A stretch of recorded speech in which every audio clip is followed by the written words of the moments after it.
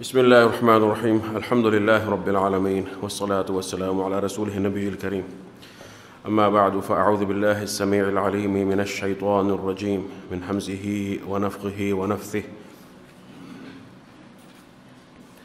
بسم الله الرحمن الرحيم ألف لام ميم ذلك الكتاب لا ريب فيه هدى للمتقين سورة البقرہ، جس میں اللہ رب العزت نے عظیم حکمتیں اور عظیم تعلیمات ہمیں عطا فرمائی ہیں تاکہ ہم انسانیت کے معراج کو اور کامل فلاح کو حاصل کر لیں۔ اور اس کی جو آیات ہیں، پہلی دو آیات مبارکہ، وہ بحمد اللہ تعالی ہم نے کل ان پر غور کیا تھا، اور انہی آیات کا تسلسل ہے آج باذن اللہ تعالی۔ فرمایا ذالک الکتاب الف لام میم ذالک الکتاب لا ریب فیہ ھدی للمتقین۔ تو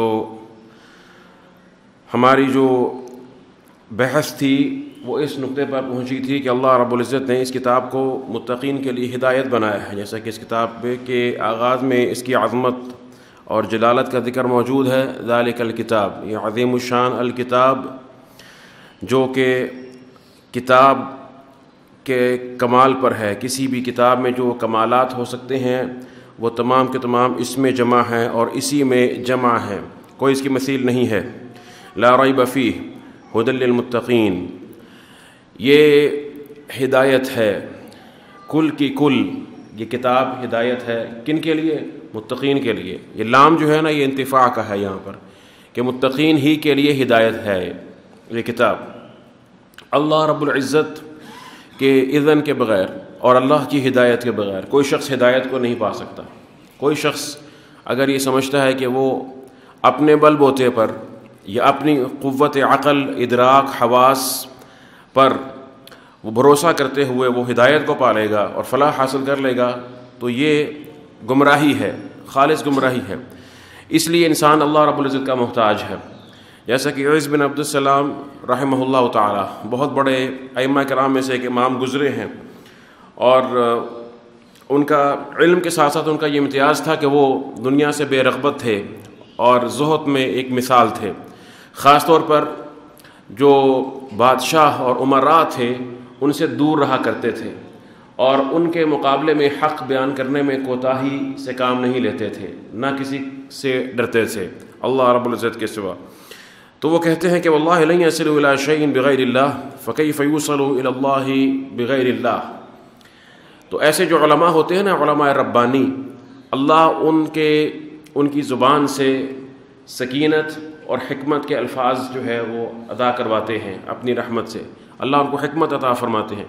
تو کہتے ہیں کہ اللہ کی قسم ہے کہ یہ انسان جو ہے ہم جیسے، یہ کسی بھی منزل مقصود تک اللہ کے بغیر نہیں پہنچ سکتے، تو اللہ تک یہ اللہ کے بغیر کیسے پہنچ سکتے ہیں؟ سبحان اللہ، اللہ رب العزت تک اللہ کے بغیر ہی کیسے پہنچ سکتے ہیں؟ اس تک پہنچنے کے لیے بھی ان کو اللہ ہی کی ضرورت ہے، اپنے رب کی ضرورت ہے۔ فکیف یوصل الی اللہ بغیر اللہ ذالک الکتاب لا ریب فیہ ھدی للمتقین۔ یہ ہدایت ہے متقین کے لیے۔ تقویٰ کیا ہے؟ جو شرط ہے یہاں پر کہ جس کے بغیر ہدایت حاصل نہیں ہو سکتی۔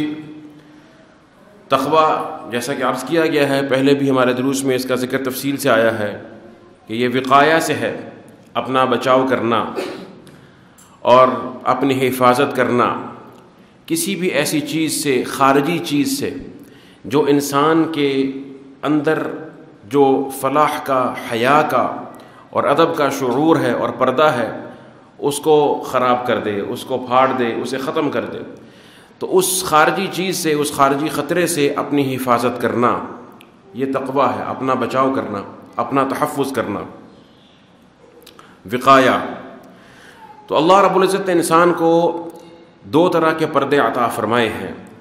ایک پردہ فطرت کا ہے، یہ حد ہے جو انسان کے اوپر ہے، فطری ادب، فطری حیا، فطری تقوی کہلاتا ہے، جو جیسے یہاں پر ہے ہدی للمتقین، جو شخص ابھی مسلمان نہیں ہوا اس کے لیے بھی یہ قرآن کہتا ہے کہ ہدی للمتقین، ہدایت متقین ہی کے لیے ہے۔ تو اس میں کون سا تقوی ہے؟ ابھی اس میں فطری تقوی اور فطری حیا ہے کہ وہ سمجھتا ہے جو اللہ رب العزت نے انسان کے اندر اعلیٰ اخلاقی صفات رکھی ہیں، اس کی فطرت کے اندر موجود ہیں، کہ جو رذائل ہیں، برے اخلاق ہیں، قتل، جھوٹ اور اس قسم کے دیگر جو برائیاں ہیں، اور اسی طرح سے پھر اللہ رب العزت کی معرفت اور اس کی خواہش اور اس سے محبت اور اس عظیم ہستی کی پہچان اور اس کے آگے جھکنا اور اس کو تلاش کرنا، جیسے کہ ایک بچہ جب دنیا میں آتا ہے تو وہ دودھ تلاش کرتا ہے اپنی ماں سے، ٹھیک ہے نا؟ تو اس قسم کی جو چیزیں ہیں، یہ جذبات ہیں فطرتاً اللہ رب العزت نے کئی گنا اس بچے سے زیادہ اس انسان میں رکھے ہیں جو اپنے رب کو تلاش کرنا چاہتا ہے اور اس کی جستجو کرتا ہے۔ یہ تقوی ہے فطری، ایک اس کا پردہ ہے۔ اور اسی طرح سے جب انسان پھر اسلام لے آتا ہے اور اس کو شریعت کا نور مل جاتا ہے، کتاب و سنت کا علم اس تک پہنچ جاتا ہے، تو پھر اس پر ایک اور تقوی کی تہ آ جاتی ہے جو ایک عظیم تر تہ ہے، اور وہ اللہ کا نور ہے، کتاب و سنت کا ادب ہے، جس کو اللہ نے صبغۃ اللہ بھی کہا ہے، صبغۃ اللہ ومن احسن من اللہ صبغہ ونحن له عابدون۔ تو یہ اللہ سبحانہ و تعالیٰ کا رنگ ہے، یہ وہ اخلاقیات ہوتے ہیں جو کہ اللہ کی جو تعلیمات سماویہ ہیں، شریعت ہے، اس سے انسان کو حاصل ہوتے ہیں اور انسان اس کے رنگ میں اپنے آپ کو رنگ لیتا ہے۔ تو یہ دونوں طرح کے پردے انسان پر ہونے چاہیے۔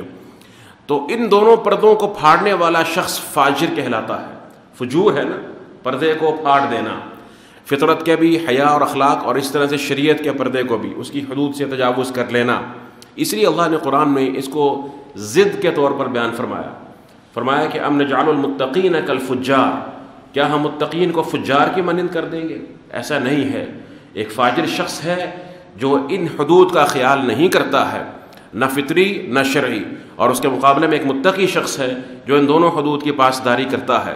ہدی للمتقین، تو جو شخص ابھی مسلمان نہیں ہوا لیکن وہ حق کو تلاش کرتا ہے، اسلام کو تلاش کرتا ہے اور حق کا متلاشی ہے، الہ کا متلاشی ہے، اس کو یہ قرآن یقیناً ہدایت کے راستے پر چلا دیتا ہے، اس کو ہدایت کا نور عطا ہو جاتا ہے۔ ہدی للمتقین، عظیم چیز ہے یہ تقوی، وقایا، تحفظ کرنا، بچنا۔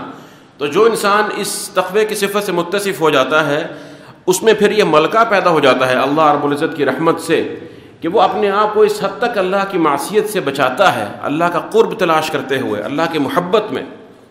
صرف خوف نہیں ہے تقوی، یہ تقوی جو خوف ہے، یہ ایسی خشیت ہے جو علم کے ساتھ ہے، اس میں محبت داخل ہے، جس میں اللہ رب العزت کی بے پناہ بلکہ سب سے بڑھ کر محبت داخل ہے۔ تو اس قرب کو تلاش کرتے ہوئے وہ یہ چاہتا ہے کہ میں اپنے محبوب کی ذرا برابر بھی نافرمانی نہ کروں، ذرا برابر بھی اس کے حکم سے سردابی نہ کروں جس سے وہ ناراض ہو جائے۔ تو اس بنا پر علماء کہتے ہیں کہ پھر وہ شخص اپنے آپ کو ان چیزوں سے بھی بچاتا ہے جو اگرچہ مباح ہیں، حلال ہیں، لیکن خدشہ ہوتا ہے کہ وہ اسے کسی حرام کی طرف لے جائیں گی یا اسے اللہ کی نافرمانی کی طرف اس کو دھکیل دیں گی، تو ان سے اپنے آپ کو بچاتا ہے۔ تقوی ہے، جیسا کہ ایک روایت میں ذکر کیا گیا ہے کہ حضرت عمر نے کعب الاحبار سے یہ سوال کیا کہ آپ مجھے بتائیے حدثنی عن التقوی، کہ تقوی کیا چیز ہے؟ تو انہوں نے آگے سے یہ سوال کیا حضرت عمر سے رضی اللہ تعالی عنہ، هل خط طریقا ذات الشوک، کہ کیا آپ نے طریقا ذات شوک، کیا آپ نے کوئی ایسا راستہ کبھی انتخاب کیا ہے جس میں کانٹے ہوں، کانٹے دار راستے سے آپ گزرے ہوں، جھاڑیاں ہیں، یہ کوئی بھی چیز ایسی ہے؟ کہتے ہیں نعم۔ تو پھر انہوں نے کہا کہ فما عملت فیہ، تو آپ کس طرح سے گزرتے ہیں اس راستے سے؟ تو کہتے ہیں کہ حذرت وشمرت، کہ میں اپنے آپ کو بچاتا ہوں، اپنے کپڑوں کو بھی اٹھاتا ہوں کہ کہیں کوئی کانٹا الجھ نہ جائے اور نقصان نہ ہو جائے، اور میں احتیاط کرتا ہوں بھرپور طریقے سے۔ تو کہتے ہیں کہ ذالک التقوی، یہی تقوی ہے، اپنے آپ کو مکمل طور پر بچانا، ہر اس خدشے سے بچانا جس کے بارے میں یہ خدشہ ہو سکتا ہے کہ ہمیں اللہ کی نافرمانی تک لے جائے گا۔ لا تقربوا الفواحش ما ظهر منها وما بطن، لا تقربوا الفواحش ما ظهر منها وما بطن، فرمایا ان فواحش کے قریب بھی مت جاؤ جو ظاہری ہوں یا باطنی ہوں۔ اللہ نے فواحش کے قرب سے منع کیا ہے، صرف فواحش کے ارتکاب سے منع نہیں کیا۔ قرب انسان کو اس برائی میں مکمل طور پر دھکیل دیتا ہے۔ تقوی عظیم منصب ہے، 50 سے اوپر فوائد صرف قرآن کے ظاہر میں ملتے ہیں، قرآن کے ظاہری الفاظ میں تقویٰ کے 50 سے اوپر فوائد ملتے ہیں، تفاسیر کی کتابوں کے اندر موجود ہیں، اگر آپ کہیں گے تو کسی وقت آپ کو لکھوا بھی دیں گے۔ قرآن کی آیات میں جس میں فلاح ہے، رحمت ہے، ہدایت ہے، دنیا آخرت کی کامیابی ہے، رزق ہے، غموں سے نجات ہے، جو عمومی موٹے موٹے فوائد ہیں۔ اور یہاں پر بھی جو آپ آیت پڑھ رہے ہیں اس میں کیا ذکر ہے؟ ہدی للمتقین۔ سب سے بڑا فائدہ کیا ہے؟ ہدایت ہے۔ اور ہدایت سے کیا مراد ہے؟ صرف یہ نہیں کہ انسان کو دنیا میں اللہ کا راستہ معلوم ہو جاتا ہے، بلکہ اس کو اپنے جسم کا، اپنی روح کا صحیح استعمال معلوم ہو جاتا ہے ہر معاملے میں، خواہ وہ دینی زندگی ہو خواہ دنیاوی زندگی ہو۔ ربنا الذي اعطى كل شيء خلقه ثم هدى، ربنا الذي اعطى كل شيء خلقه ثم هدى۔ موسیٰ علیہ السلام نے اپنے رب کا تعارف کروایا اور فرمایا کہ میرا رب وہ ہے جس نے ہر خلق کو اس کی مخصوص شکل دی ہے، جب اس کو تخلیق فرمایا مخلوق کو، اور اس کو پھر ہدایت دی۔ اس ہدایت سے مراد کیا ہے؟ اس سے مراد یہ بھی ہے کہ اس کا ہر عضو، ہر حصہ اپنے صحیح محل پر کام کرتا ہے۔ ہاتھ نے جو کام کرنا ہے، اس کی انگلیوں نے جو کام کرنا ہے، اگر یہ کام کریں اور اپنے مقصد کو ادا کریں تو یہ ہدایت ہے۔ اگر ہاتھ کی انگلیاں شل ہو جائیں، مفلوج ہو جائے، تو ہم کہیں گے کہ اس میں ہدایت کا نقص پیدا ہو گیا ہے۔ اسی طرح سے آنکھ کا جو مقصد ہے رویت، اسی طرح سے دیگر ہیں۔ تو اللہ سبحانہ و تعالیٰ کی رحمت ہے کہ جب انسان تقوی اختیار کرتا ہے تو اس کے اندر پھر عقل اور ادراک اور شعور، بصیرت کامل پیدا ہو جاتی ہے، اپنا راستہ دیکھنے لگتا ہے، اور دنیا میں اس کو وہ نور مل جاتا ہے جس کی روشنی میں وہ اپنا سفر کرتا ہے، جبکہ اس کے بالمقابل جو متقی نہیں ہے اس کے پاس وہ نور نہیں ہوتا ہے۔ او من کان میتا فاحییناہ وجعلنا له نورا یمشی بہ فی الناس کما مثلہ فی الظلمات لیس بخارج منہا۔ پھر یہ تقویٰ جو ہے وہ کیا ہے؟ تقویٰ صرف اللہ کے حرام کردہ امور یعنی منہیات سے بچنا اور اوامر اللہ کے احکامات کو بجا لانا اس کا نام نہیں ہے، بلکہ اس میں ہر وہ چیز شامل ہے، جیسا کہ میں نے عرض کیا، جو اللہ کی رضا کے تابع ہو، اللہ کو خوش کرنے کے لیے ہو۔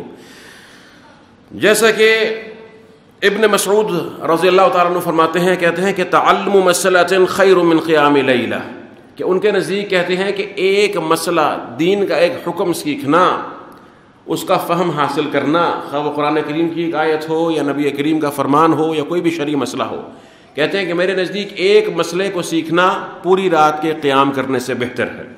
علم کا حصول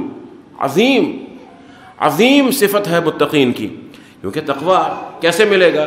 جب آپ قرآن پڑھیں گے اور آج سے پہلے اگر آپ نے کچھ فوائد جو ہم آج بیان کر رہے ہیں یہ نہیں سنے تھے تو آپ کا تقویٰ میں اضافہ ہوا یا نہیں ہوا؟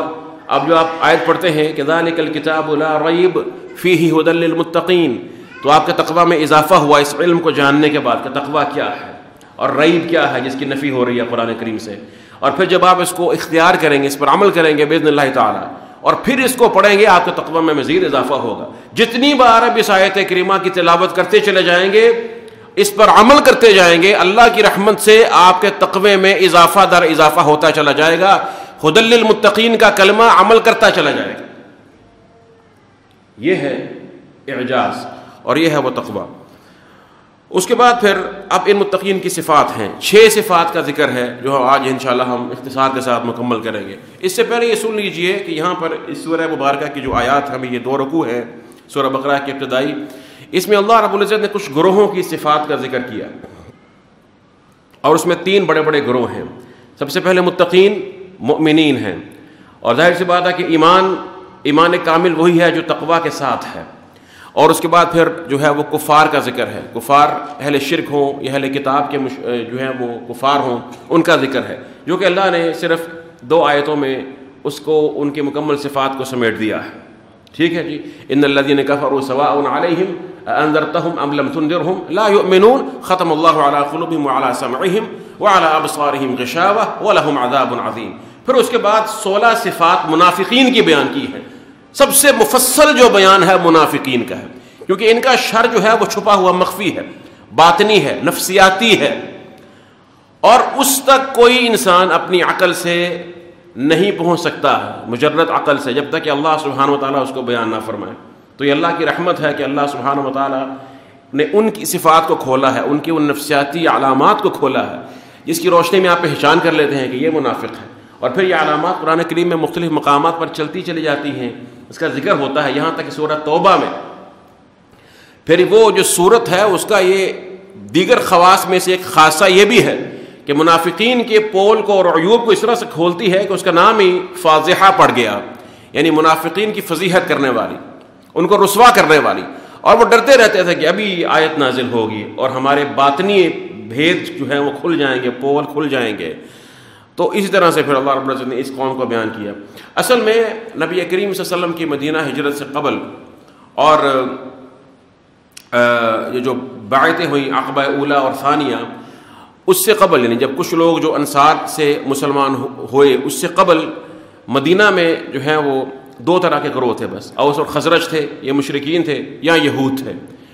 پھر اس کے بعد جب کچھ انصار میں سے لوگ مسلمان ہوئے تو تیسرا ایک گروہ آ گیا اہل ایمان کا۔ اور اس کے بعد جب نبی کریم صلی اللہ علیہ وسلم وہاں پر تشریف لے کے ہجرت فرمائی آپ نے، تو یہ تین گروہ موجود تھے۔ کون کون سے؟ یہود اور مشرکین جو کہ وثنی تھے، بتوں کی پوجا کرنے والے، اور اس کے بعد کون تھے؟ مسلمان تھے، اہل ایمان تھے۔ یہ تین گروہ تھے، یہاں تک کہ غزوہ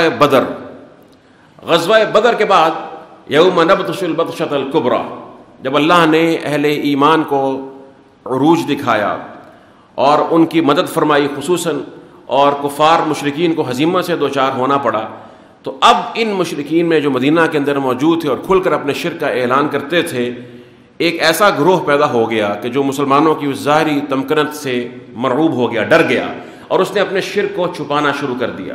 کم ایسے مشرکین رہ گئے کہ جو اپنے شرک پر تھے لیکن ان کا شرک بھی ظاہر نہیں تھا، لیکن بہرحال وہ منافق نہیں تھے، وہ اپنے دین پر قائم رہے جس کو وہ حق سمجھتے تھے۔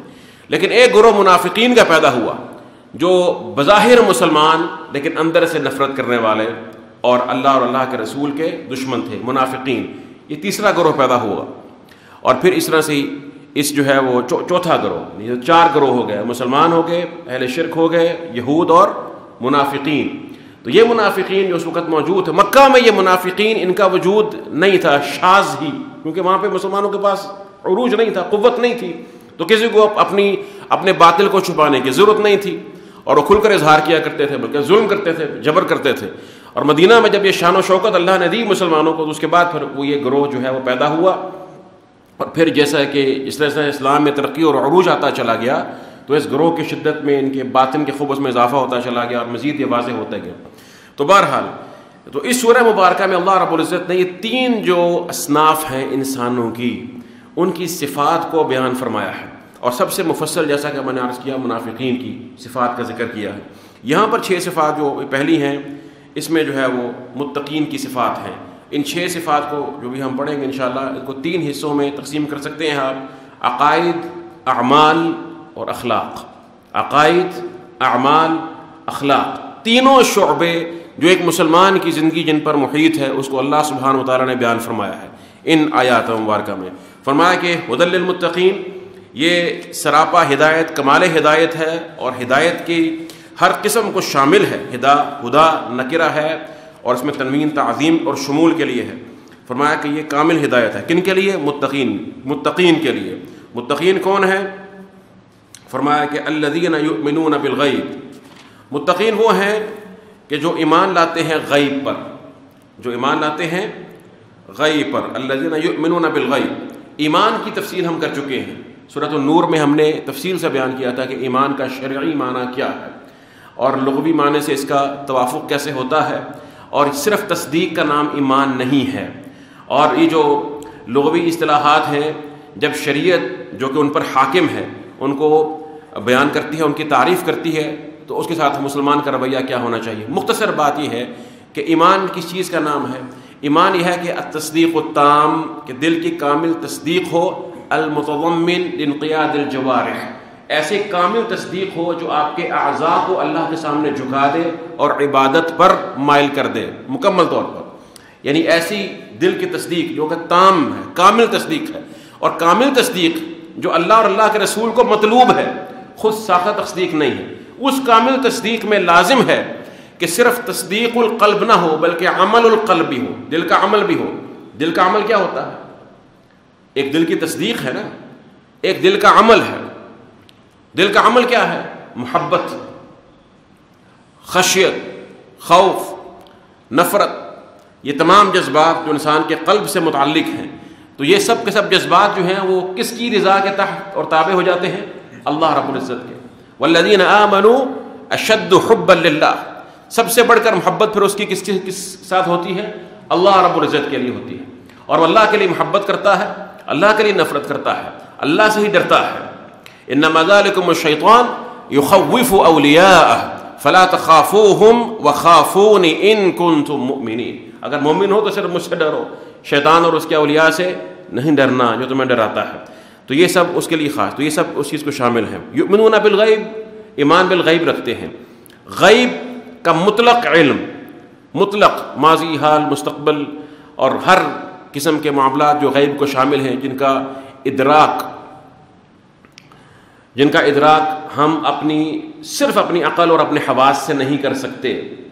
اور کوئی بھی مخلوق ایسے نہیں ہے کہ جس کے پاس مطلق غیب کا علم ہو کہ وہ ہر چیز کو مطلقاً اور مکمل طور پر غیر مشروط طور پر ماضی، حال یا مستقبل کے تمام معاملات کو جانتی ہو، سوائے اللہ رب العزت کے جو خالق کائنات ہے. اللہ کے پاس غیب کا مطلق اور غیر مشروط اور غیر مقید علم ہے. ٹھیک ہے.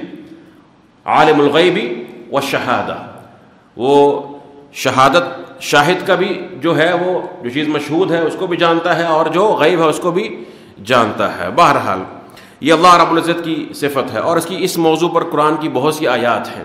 اس میں اللہ نے واضح اور دو ٹوک ہمیں یہ بتایا ہے کہ غیب کا علم مطلقاً اللہ کے پاس ہے. ہاں غیب نسبی ہوتا ہے، ایک کسی کے لیے غیب ہے، کسی کے لیے نہیں ہے. اللہ نے کسی کو بتا دیا، کسی کو نہیں بتایا، یہ ہو سکتا ہے. جیسے کہ اللہ سبحانہ تعالیٰ نے اپنے رسولوں کو چنا، فرمایا عالم الغیب لا یظہر علی غیبہ احدا الا من ارتضی من رسول، کہ اللہ سبحانہ تعالیٰ عالم الغیب ہے. عالم الغیب جو علی الاطلاق کس کا لقب ہے، یہ کس کا یہ نام ہے، وصف ہے؟ اللہ سبحانہ وتعالیٰ کا. اس کے سوا کسی کو نہیں کہہ سکتے مطلقاً عالم الغیب. ہاں لا یظہر علی غیبہ احدا، اللہ اظہار غیب کرتا ہے. قرآن میں اللہ فرماتے ہیں کہ میں اپنا غیب کا علم ظاہر کر دیتا ہوں، کچھ چیزیں بتا دیتا ہوں. کس کو؟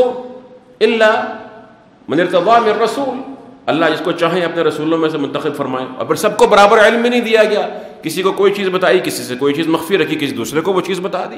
موسیٰ علیہ السلام اور خضر کا واقعہ آپ نے پڑھا ہے، سورہ کہف میں آتا ہے. کچھ باتیں ان کے علم میں تھیں. موسیٰ علیہ السلام باوجود اس کے کہ اللہ کے عظیم ترین پیغمبروں میں سے ایک پیغمبر ہے، لیکن ان کے علم میں وہ نہیں تھیں، لیکن خضر کو وہ باتیں اللہ نے بتا دی تھی. تو اس لیے اللہ کے انبیاء اور رسول جو جانتے ہیں وہ اللہ کی وحی کی وجہ سے جانتے ہیں، اور کوئی ذریعہ نہیں ہے، اور کوئی ذریعہ نہیں ہے. اللہ سبحانہ و تعالیٰ نے اپنے رسول اور انبیاء علیہم الصلاۃ والسلام، ان کو جو اللہ نے چنا ہے، منتخب فرمایا، تو ان کو اپنی وحی اور علم رسالت کے ساتھ ممتاز فرمایا. علم الوحی ہے جو ان پر آتا ہے اللہ کی طرف سے، اور جو ان کو بتایا جاتا ہے پھر وہ اتنی بات کرتے ہیں. قرآن میں اللہ نے خود فرمایا ما ينطق عن الهوى ان هو الا وحی یوحى، یہ اللہ کی طرف سے وحی ہے جس کو اللہ کے رسول بیان فرماتے ہیں، اس کی روشنی میں بات کرتے ہیں. اور فرمایا کہ وعلمک ما لم تکن تعلم، اے نبی ہم نے آپ کو وہ سکھایا جو آپ نہیں جانتے تھے، جس کا آپ کے پاس علم نہیں تھا. وکان فضل اللہ علیک عظیما، اور اللہ کا آپ پر فضل بہت عظیم ہے کیونکہ اللہ نے آپ کو سکھایا. اور کیا سکھایا؟ قرآن، سنت، وہ وحی ہے نا. اللہ کے رسول صلی اللہ علیہ وسلم پر جو وحی آتی ہے، کیا وہ صرف قرآن کریم ہے یا اس کے سوا بھی کچھ اور ہے؟ صرف قرآن نہیں ہے، اس کے سوا بھی اللہ سبحانہ و تعالیٰ اپنے حبیب پر وحی علم اتارتے ہیں. جو حکمت ہے، جو آپ کی حدیث سے معلوم ہوتا ہے، جو آپ کی سنت مبارکہ ہے. قرآن نے فرمایا وَاذْكُرْنَ مَا يُتْلَى فِي بُيُوتِكُنَّ مِنْ آيَاتِ اللَّهِ وَالْحِكْمَةِ إِنَّ اللَّهَ كَانَ لَطِيفًا خَبِيرًا. اللہ کی آیات اور حکمت جو اتاری جاتی ہے تمہارے گھروں میں، ان کی تلاوت کرو. قرآن کی بھی تلاوت ہوتی ہے، اور اس کے علاوہ جو حکمت اللہ اتارتے ہیں اس کی بھی تلاوت ہوتی ہے، لیکن دونوں کی تلاوت میں فرق ہے.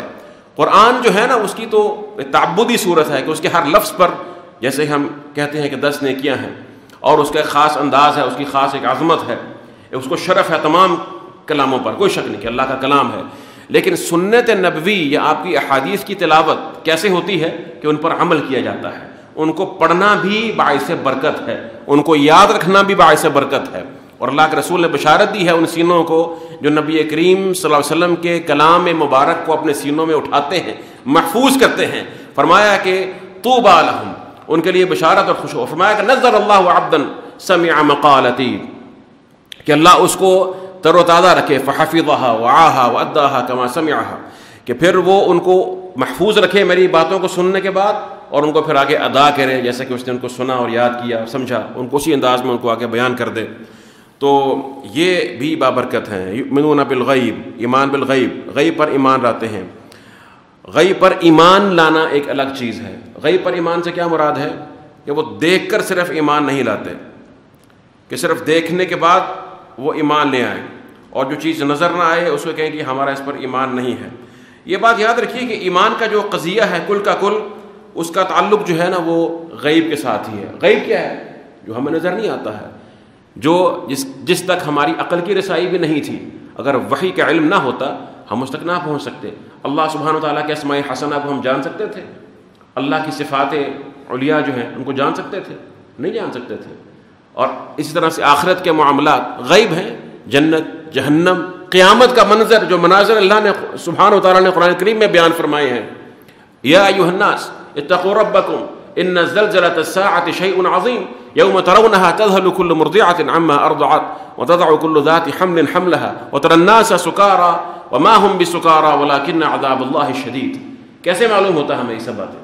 اللہ کے قرآن نے بتائی ہے. اللہ کے ملائکہ، ان کا وجود، جنات کا وجود. سورۃ الجن ہے قرآن کریم میں. قل اوحی الی انہ استمع نفر من الجن فقالوا انا سمعنا قرآنا عجبا یہدی الی الرشد فآمنا بہ ولن نشرک بربنا احدا. یہ تمام جو باتیں معلوم ہوتی ہیں ہمارے لیے غیب ہیں، یعنی غائب ہیں. غیب تو ویسے مصدر ہے، غائب کے معنی میں ہے، مبالغہ ہے اس کے اندر بھی. کیا مطلب ہے کہ ہمیں یہ غیب معلوم کس طرح سے ہوا؟ صرف اور صرف علم وحی کے ذریعے. اور یہ علم الوحی جو ہے یہ ہماری عقل پر حاکم ہے، اس کی رہنمائی کرتا ہے، ہماری فطرت کی رہنمائی کرتا ہے. یؤمنون بالغیب، یہ ان کی عظیم صفت ہے. ویقیمون الصلاۃ، اور فرمایا کہ وہ نماز کو قائم کرتے ہیں. دوسری صفت، پہلی چیز اس کا تعلق ایمان کے ساتھ ہے. میں نے بتایا کہ ان 6 صفات میں آپ کو ایمان ملے گا، عقیدہ، پھر آپ کو عمل ملے گا، پھر آپ کو اخلاق ملے گا. 3 شعبے آپ کو تینوں ملیں گے یہاں پہ.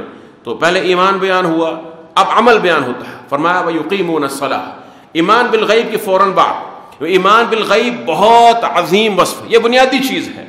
جو بھی دیکھ کر ایمان لایا، دیکھ کر ایمان لایا، اس کا ایمان نہیں ہے. دیکھنے کے بعد تو کفار نے مان ہی لینا ہے. کون ہے جو دیکھنے کے بعد نہ مانے؟ تب تو سب نے مان لینا ہے. یوم یدعوکم فتستجیبون بحمدہ وتظنون ان لبثتم الا قلیلا. اللہ اکبر.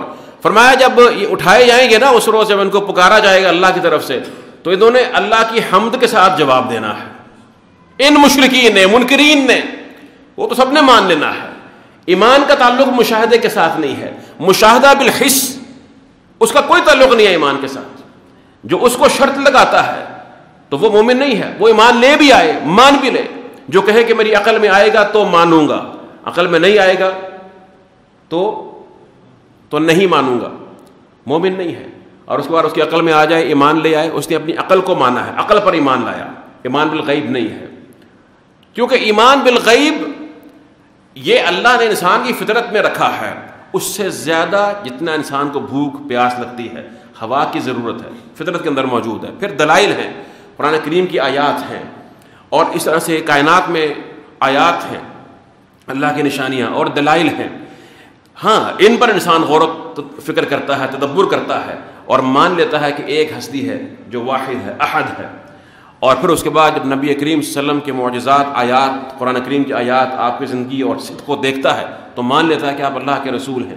خود سے یہ کلام نہیں لا سکتے، کوئی اس کی مثال نہیں لا سکتا ہے، کوئی اس کا انکار نہیں کر سکتا ہے، نہ عقلی طور پر نہ نقلی طور پر. ائتونی بکتاب من قبل ھذا او اثارۃ من علم ان کنتم صادقین. اللہ فرماتے ہیں کہ تم اپنی باتوں پر کوئی دلیل لے کر آؤ، کوئی کتاب لاؤ، کوئی اثار علمی لاؤ، کچھ تو لاؤ. عقلی دلیلیں لے آؤ. عقلی دلیل بھی ان کے پاس نہیں ہے آپ کو جھٹلانے کی سوائے بہتان بازی کی. قرآن کریم کے اندر چیلنجز موجود ہیں، آج تک کوئی جواب نہیں دے سکا. اس کلام کی نظیر کوئی نہیں. یہ سب باتیں جاننے کے بعد پھر اس کے بعد اس پر فرض ہے کہ اپنی عقل کو جھکا دے کہ اب جو اللہ کے رسول، جو میں نے مان لیا کہ اللہ وحدہ لا شریک پر ایمان لے آیا اور اللہ کے رسول کو مان لیا کہ وہ اللہ کی طرف سے پیغامبر ہے، خود سے بات نہیں کرتے ہیں، اس کے بعد پھر یہ کہنا کہ میں اب نبی کریم کی ہر بات کو ٹیسٹ کروں گا اپنی عقل پر. جیسے کہ ہم میں سے بہت سے مسلمان اپنی بیوقوفی کی بنا پر یہ سوال کرتے ہیں کہ جناب بات تو ٹھیک ہے، آپ حدیث کی بات کرتے ہیں صحیح ہوگی، عقل میں نہیں آ رہی. یہ کہتے ہیں نا، یہ جہالت ہے، یہ جہالت ہے. اصل میں اس کو حقیقت یہ ہے، اس کی جو اصل ہے نا اس بات کے اندر نہیں جس کا وہ انکار کرتا ہے، اس کی اصل اس بنیاد کے اوپر ہے جو اللہ اور اللہ کے رسول پر ایمان ہے. بیچارہ وہیں پر متزلزل ہے، ابھی گھوم رہا ہے، ابھی اس کے اندر یقین پیدا نہیں ہوا. اس کو چاہیے کہ واپس جائے اور وہاں سے پہلے سوچے اور غور کرے کہ کیا اللہ کے رسول واقعی اللہ کے رسول ہیں، آپ پر وحی آتی ہے، اور آپ کی اس کی عقل کا خالق کون ہے جس نے اس کی عقل کو تخلیق کیا، جس کو یہ حاکم مانتا ہے. اس وقت مغرب نے بھی اس کو مان لیا ہے، اس چیز کو، فطرت کے وجود کو. برف تھا نا کہ صرف بس آپ نے جو دیکھا ہے اس کو مان لیا. انہوں نے ایک اصطلاح بھی دی ہے، اسے کہتے ہیں انیٹ پری ڈسپوزیشن. انیٹ پری ڈسپوزیشن، کہ پہلے سے انسان کے اندر ایک رجحان موجود ہوتا ہے اور وہ انسان کو بتاتا ہے کہ صحیح کیا غلط کیا ہے. اللہ نے کیا فرمایا؟ فطرت اللہ التي فطر الناس عليها لا تبديل لخلق الله ذلك دين القيم ولكن اكثر الناس لا يعلمون يؤمنون بالغیب ويقيمون الصلاة. نماز کو قائم کرتے ہیں، فوراً بعد نماز کا ذکر فرمایا، اور یہ نہیں کہا کہ نماز پڑھتے ہیں یأتون بالصلاة یا یصلون، ایسا لفظ نہیں ہے. یقیمون الصلاة، نماز کو قائم کرتے. اقامت الصلاح کیا ہے؟ اقامت الصلاح میں بہت ہی زور ہے اس بات میں. اس کا مطلب یہ ہے کہ نماز کو اپنے پورے کمال کے ساتھ ادا کرنا، اس میں جو شرائط ہیں، واجبات ہیں، ارکان ہیں، اور سب سے بڑی بات یہ ہے کہ اس میں خشوع و خضوع ہو، اور اس میں نبی کریم صلی اللہ علیہ وسلم کی سنت کی کامل اتباع ہو، اللہ کا خوف ہو، خشوع اور خضوع ہو. یہ جو خشوع ہے نماز کے اندر، فرمایا قد افلح المؤمنون الذين هم في صلاتهم خاشعون. دیکھیے اس سورہ مبارکہ کی جو آیتیں پڑھ رہے ہیں، اس میں سب سے آخری آیت جو آج کے موضوع کی ہے وہ ہے، ان 6 صفات کو بیان کرنے کے بعد فرمایا اولئک علی ھدی من ربہم واولئک هم المفلحون، کہ یہ 6 صفات کے حامل وہی لوگ ہیں جو کامل فلاح پانے والے ہیں. تو معلوم ہوا کہ اللہ سبحانہ و تعالیٰ کامل فلاح کی صفات بیان فرما رہے ہیں. اور کامل فلاح کیا ہوتی ہے؟ ایک شخص فوت ہوا، اس کے بعد اس کو موت کے وقت عذاب ہوا، پھر اللہ نے اس کو پاک کر دیا، پھر قبر میں بھی عذاب نہیں ہے، حشر میں بھی نہیں ہے، جہنم میں بھی نہیں ہے، پورے صراط میں کہیں بھی نہیں ہے، جنت میں چلا گیا. کیا وہ کامل فلاح ہے؟ نہیں ہے. ایک شخص اس کو موت کے وقت سے اللہ کی رحمتیں ڈھانپ لیتی ہیں اور اسے ذرا برابر بھی کسی مرحلے میں اللہ کا عذاب نہیں چکھتا ہے، یہ ہے کامل فلاح. کامل فلاح ہے. اللہ کو ہم سے کیا مطلوب ہے؟ ناقص فلاح کے کامل فلاح، مفلح انسان چاہیے. اللہ جو صفات یہاں بیان فرماتے ہیں یہ مفلح مسلمان کے لیے ہیں جو یہاں بیان فرمائی. پھر ان کی تفصیل دیگر جگہوں پر موجود ہے، تقویٰ کی تفصیل آ گئی ہے. ایمان کی تفصیل دیکھنی ہے تو قرآن کو باقی جگہوں پر پڑھیں. قرآن کی تفسیر بہترین قرآن سے ہوتی ہے. ایسے فرمایا انما المؤمنون الذین آمنوا باللہ ورسولہ، اور پھر مختلف مقامات پر فرمایا کہ مومن وہی ہوتا ہے، مومن وہی ہوتا ہے. وقت نہیں ہے ورنہ میں بیان کرتا، اور آپ کو معلوم ہے الحمدللہ کہ جہاں پر صرف ایمان کی، مومن کی صفات، تو جیسے یہاں پر فلاح کی صفات بیان فرمائی ہیں تو معلوم ہوا کہ اس میں جن 6 صفات کا ذکر ہے ان میں سے ہر صفت وہی مانی جائے گی جو کامل فلاح کی ضامن ہو. نماز وہ بنی ہوگی جو کامل فلاح کی ضامن ہو. جو ادھوری فلاح کا تصور دے وہ نماز مطلوب یہاں پہ نہیں ہے. فرمایا قد افلح المؤمنون الذین هم فی صلاتهم خاشعون، کہ فلاح کون سے مومن پا گئے؟ مومن تو ہیں، مومن ہیں، لیکن مفلح مومن کون سا ہے؟ فرمایا مفلح مومن وہ ہے جو اپنی نماز میں خشوع اختیار کرتا ہے. سب سے پہلی صفت. اب نماز میں خشوع کیا ہے؟ علماء کہتے ہیں خشوع میں 2 چیزیں ہیں، یاد رکھ لیجئے، نوٹ کر لیجئے، مجھے اور آپ کو ان پر عمل کرنا چاہیے. پہلی چیز ہے خشوع میں التواضع والذل، عاجزی، انکساری. اللہ کے سامنے انسان کا مکمل طور پر گر جانا، ڈھہ جانا، اس کے دل کا، اس کے جسم کا، اس کے اعضاء کا، جب وہ نماز کی حالت میں کھڑا ہے. ایک چیز. اور دوسری چیز فرمایا السکون والطمأنینہ، انتہائی اطمینان اور سکون ہو، ٹکریں نہیں مارنی ہے نماز میں اور اٹھک بیٹھک نہیں کرنی ہے۔ اور کیا آپ کے علم میں ہے کہ خشوع بحیثیت کل نماز کا رکن ہے؟ اگر خشوع بالکل نہ ہو نماز نہیں ہوتی۔ جیسے آپ قیام چھوڑ دیں نماز ہوگی؟ رکن ہے نا، رکوع چھوڑ دیں نماز، خشوع اگر مکمل طور پر چھوڑ دیں نماز نہیں ہوگی۔ اور دلیل کیا ہے؟ اس حدیث، وہ جو ایک شخص تھا کہ اس نے نماز پڑھی اور 2-3 بار اس نے پڑھی تو اللہ کے رسول نے اس کو ہر بار کہا کہ فرجع فصلی فإنک لم تصلی، کہ دوبارہ جاؤ اور نماز پڑھو، تم نے نماز تو پڑھی نہیں ہے۔ اس کی نماز میں خشوع سرے سے نہیں تھا، جلدی تھی، اور آپ نے اس کو بتایا کہ جب تو قیام کرے تو اطمینان سے، رکوع کر تو یہاں تک کہ تو مطمئن ہو جائے، حتی تطمئن راکعا، اور آپ نے تمام اس کو ارکان میں پھر خشوع کی تربیت دی ہے، ٹھیک ہے۔ اگر خشوع بالکل نہ ہو نماز میں تو نماز نہیں ہوتی، یہ حدیث اس پر دلالت کرتی ہے۔ تو یہ چیزیں نماز کے اندر خشوع، اور پھر اقامت الصلاۃ میں دوام، الذین ھم علی صلاتہم دائمون، قرآن تفسیر کرتا ہے نا، اقامت الصلاۃ کی تفسیر قرآن کرتا ہے، والذین ھم علی صلواتہم یحافظون، نمازوں کی حفاظت کرنا، اس کو اول وقت میں ادا کرنا۔ نبی کریم نے فرمایا صلی اللہ علیہ وسلم، فرمایا کہ ان العبد لینصرف من صلاتہ ولم یکتب له منها الا نصفها الا ثلثها حتى قال الا عشرها، فرمایا کہ بندہ کبھی نماز پڑھتا ہے اور اس کی نماز میں کامل خشوع نہیں ہوتا، یا اس کی نماز میں عقل کو اپنی مکمل طور پر جو ہے وہ اللہ کے سامنے جھکاتا نہیں، غور و فکر نہیں کرتا کہ کیا بولتا ہے کیا پڑھتا ہے، فرمایا نماز سے پھرتا ہے، اس کے لیے نماز کا نصف حصہ لکھا جاتا ہے صرف اس کے اجر کا، اور فرمایا کہ 1/3 لکھا جاتا ہے، یہاں تک کہ فرمایا کہ 10واں حصہ صرف ملتا ہے اس کو۔ اور علماء نے یہ کہا کہ اگر نماز میں بالکل اس کو یاد نہ رہے کہ میں نے کیا پڑھا ہے، اس کا نماز میں شعور نہیں ہے، نماز پڑھ لی ہے تو کچھ نے کہا کہ نماز ہوتی نہیں، کچھ نے کہا کہ ہو جاتی ہے، فرض تو ادا ہو جائے گا لیکن اجر نہیں ملے گا، فرض سے بری ذمہ ہو جائے گا مگر اجر سے محروم ہو جائے گا۔ تو کتنی بڑی محرومی ہے کہ انسان نماز کے اجر سے محروم ہو جائے۔ یقیمون الصلاۃ ومما رزقناہم ينفقون ومن ما رزقناہم، اور اس سے جو کچھ ہم نے اس کو دیا ہے، اور اس سے کہ جو کچھ ہم نے اس کو دیا ہے وہ خرچ کرتے ہیں۔ اللہ نے کیا کچھ دیا ہے ہمیں؟ ماں،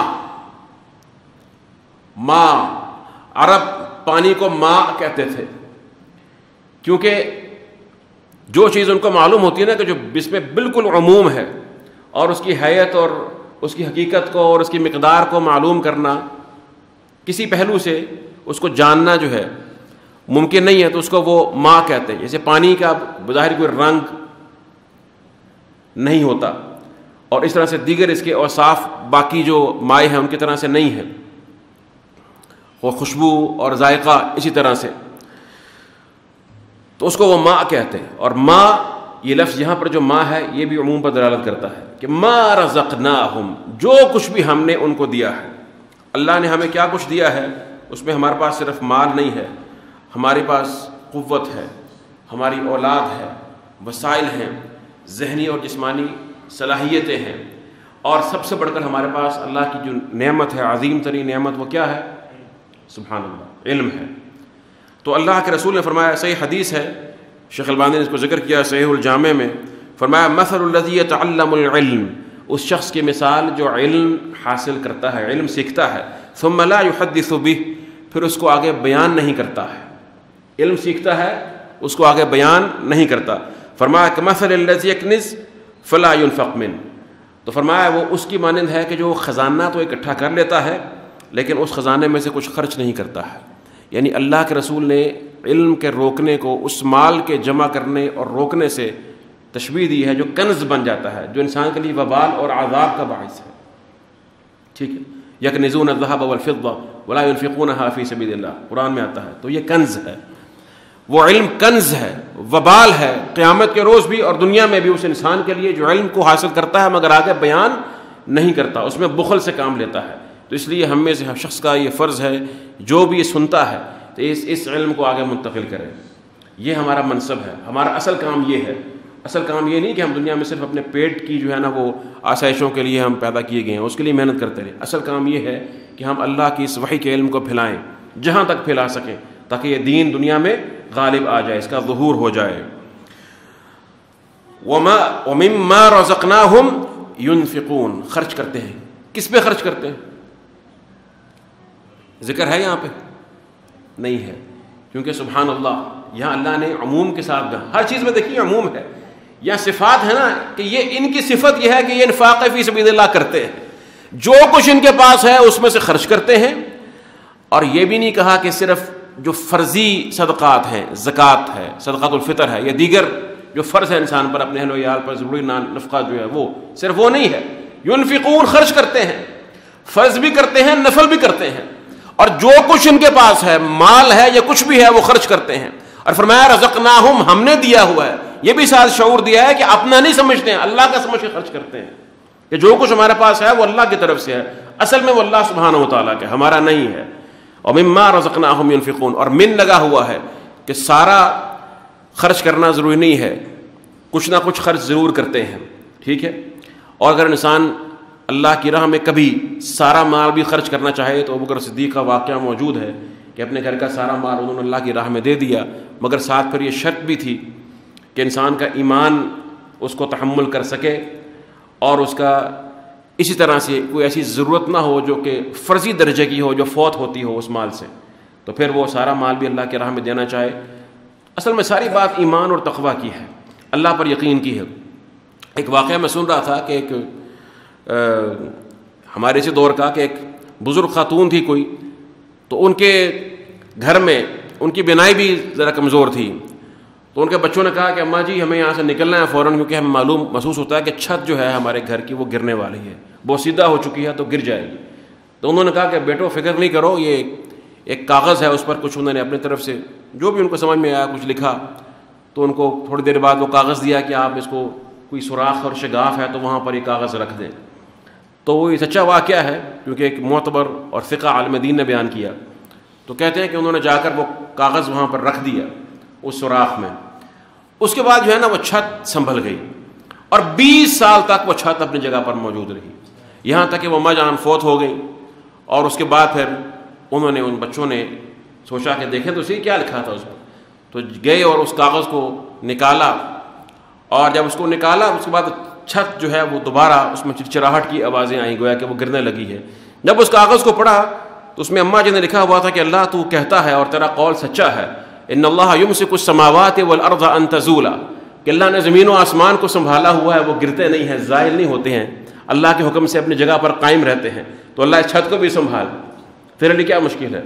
سبحان اللہ۔ تو بات صرف ایمان کی ہے، بات یقین کی ہے۔ اللہ یقیناً انسان کے ظن کے مطابق معاملہ فرماتے ہیں، انا عند ظن عبدی بی، کمی ہمارے اندر ہو سکتی ہے، اللہ سبحانہ تعالیٰ کی طرف سے کوئی کمی نہیں ہے اس کی رحمت میں۔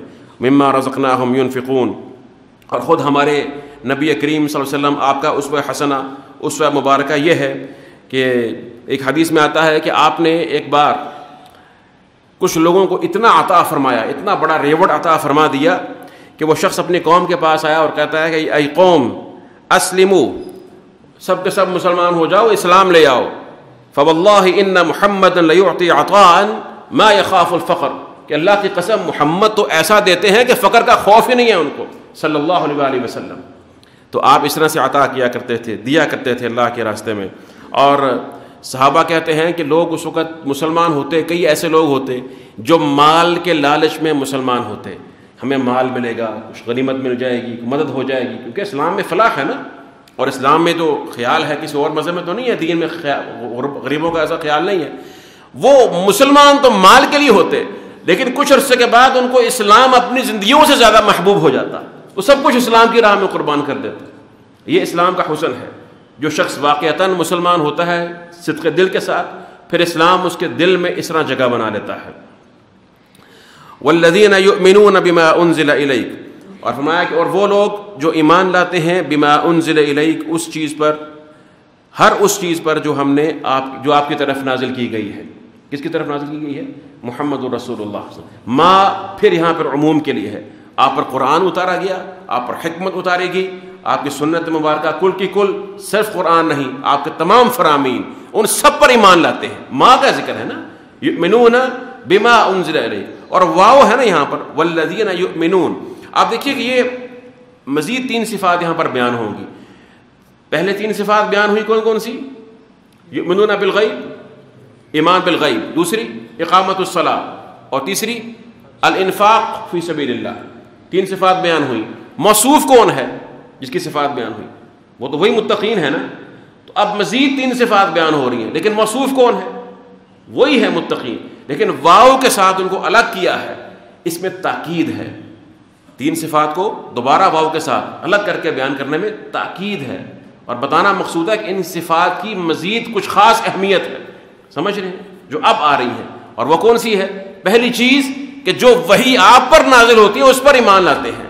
حالانکہ یہ وحی جو آپ پر نازل ہوتی ہے، کیا یہ بھی ایمان بالغیب میں داخل نہیں تھی اور ایمان باللہ میں داخل نہیں ہے؟ یقیناً داخل ہے، لیکن اس کو الگ سے بیان فرمایا.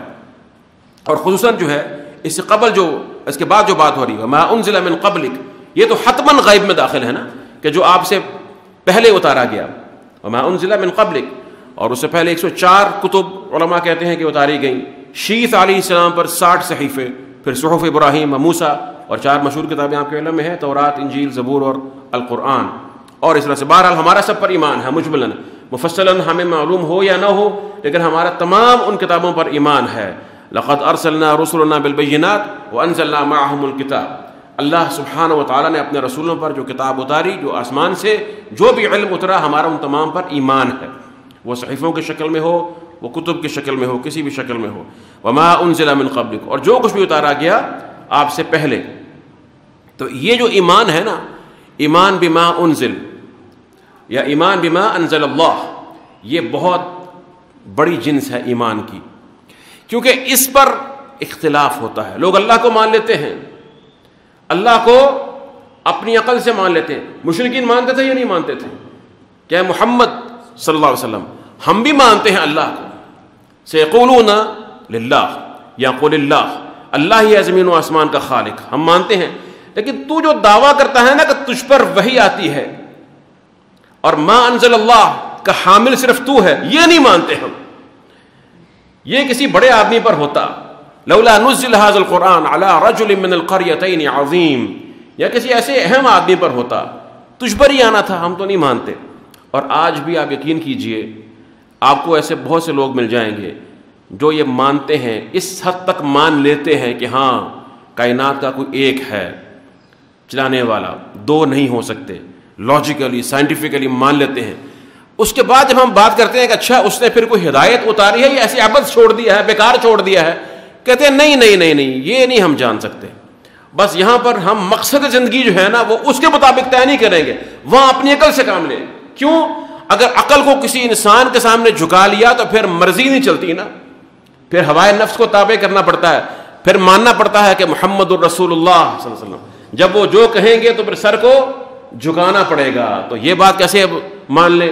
میں تو خود بہت بڑا عاقل ہوں، دانشور ہوں، اسکالر ہوں، دنیا مجھے ایک اتنا بڑا اعلیٰ دماغ مانتی ہے کہ میں لوگوں کو سلوشن دینے والا ہوں، ان کے پرابلمس کو سالو کرنے والا ہوں، ان کو تھیوریز دینے والا ہوں، انڈرسٹینڈنگ دینے والا ہوں.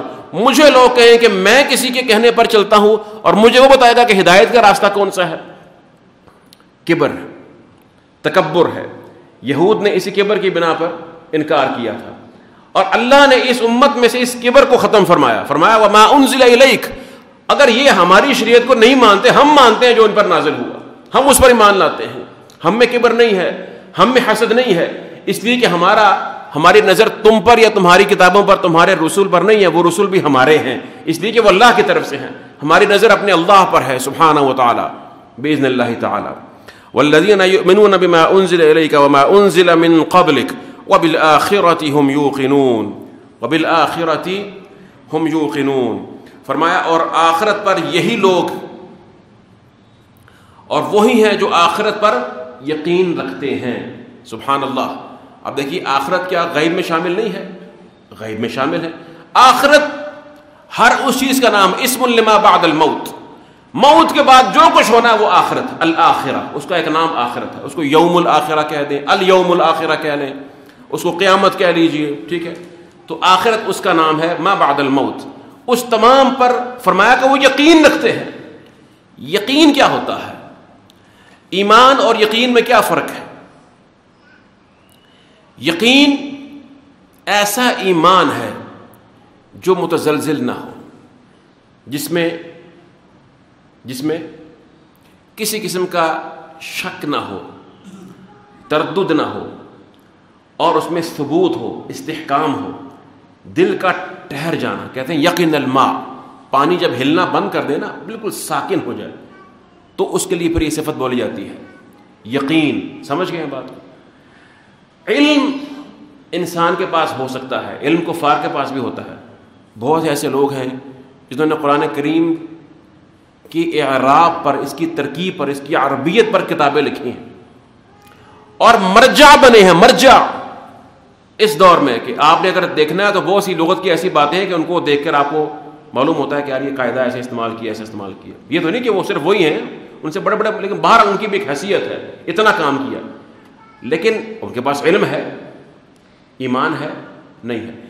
علم ہے، یقین ہے، علم میں تزلزل ہے، علم کے اندر ثبات نہیں ہے، دل میں شک موجود ہے. جس دل میں شک ہو، ریب ہو، وہاں پر یقین نہیں آ سکتا. یہ دونوں ایک دوسرے کی ضد ہیں. اس لیے آپ شک کو یقین کے مقابلے میں بولتے ہیں، یا یقین کو شک کے مقابلے میں بولتے ہیں، اور اسی طرح سے یقین علم کے مقابلے میں بھی آ جاتا ہے. اللہ نے قرآن کریم میں یقین کے 3 مراتب بیان فرمائے ہیں. ایک ہے علم الیقین، ایک عین الیقین ہے، اور ایک حق الیقین ہے. کیا فرق ہے دونوں میں؟ علم الیقین ایسا یقین کہ جو انسان کو علم کی حد تک اطمینان ہو. یقین کیا ہے؟ دل کا اطمینان اور سکون کہ جو میں جانتا ہوں وہ درست ہے، لیکن اس نے اپنی آنکھوں سے دیکھا نہیں ہے. ایک درجہ اس سے اوپر کا ہے، وہ کون سا ہے؟ اپنی آنکھوں سے دیکھ لینا، یہ عین الیقین ہے. اور اس کے بعد جب اس کو دیکھنے کے بعد محسوس بھی کر لے، وجدان محسوس کر لے، اب یہ حق الیقین بن جاتا ہے. ایک مثال دیتا ہوں، قرآن سے آپ کو مثال دیتا ہوں. ابراہیم علیہ السلام کو انہوں نے کہا کہ اللہ ربی ارنی کیف تحیی الموتى، اللہ مجھے دکھائیے کہ آپ مردوں کو زندہ کیسے کرتے ہیں. سبحان اللہ. ابھی بات ہو رہی تھی نا عقل کی اور ایمان کی، تو اللہ نے کیا فرمایا؟ دکھاتا ہوں. فرمایا اولم تؤمن، پہلے بتا ایمان ہے کہ نہیں، ایمان ہے کہ نہیں. معلوم ہوا ابھی ان کے دل کا وہ اطمینان نہیں ہے جس درجے کا ان کو مطلوب ہے، لیکن ایمان کے منافی نہیں ہے وہ. قال بلا، اللہ ایمان تو ہے، ایمان کیوں نہیں، ایمان ہے. یہ کون سا یقین تھا؟ علم الیقین. ان کو علم تھا اور یقین تھا کہ اللہ سبحانہ و تعالیٰ مردوں کو زندہ کرتا ہے. پھر اس کے بعد جب اللہ نے کہا کہ ٹھیک ہے وہ پرندے لو، جو سارا واقعہ قرآن کریم میں آتا ہے، اور اس کے بعد ان کو اللہ نے زندہ کر کے دکھا دیا. خود انہوں نے پرندے جن کو ذبح کیا، ان کے ٹکڑے جب ان کو اکٹھا ہو کر ہوا میں اڑتے ہوئے دوبارہ زندہ ہوتے ہوئے، یا جو بھی صورتحال تھی اس کی تفاسیر مختلف ہیں، ان کو دیکھا. اب کون سا یقین پیدا ہوا؟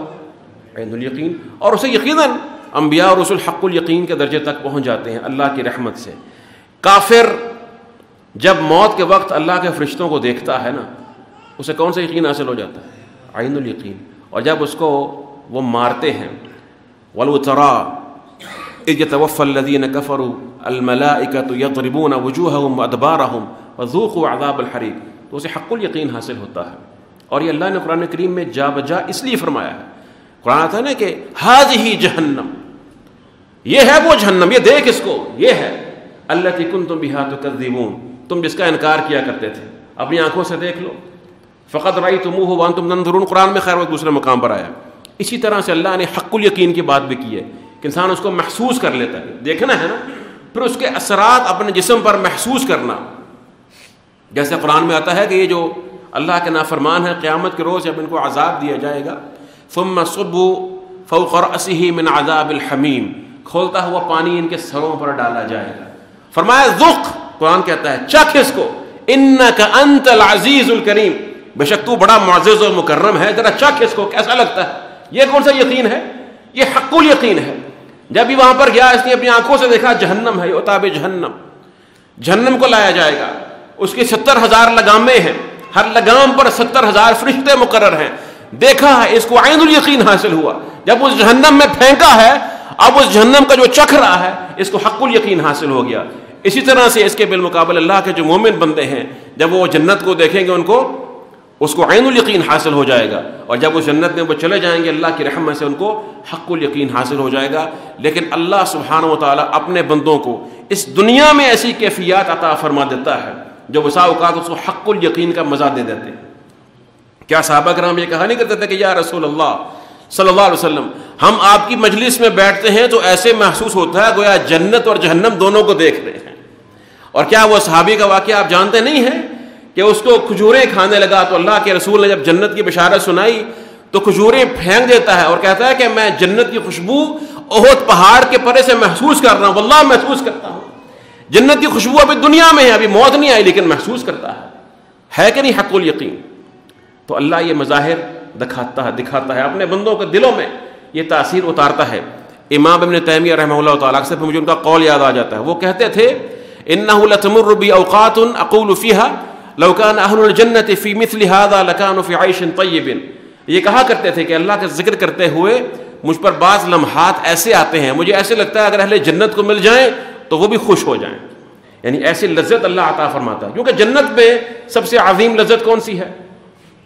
جی قرآن ہے، اللہ کا ذکر ہے، اللہ کا دیدار ہے، اللہ کی رؤیت ہے۔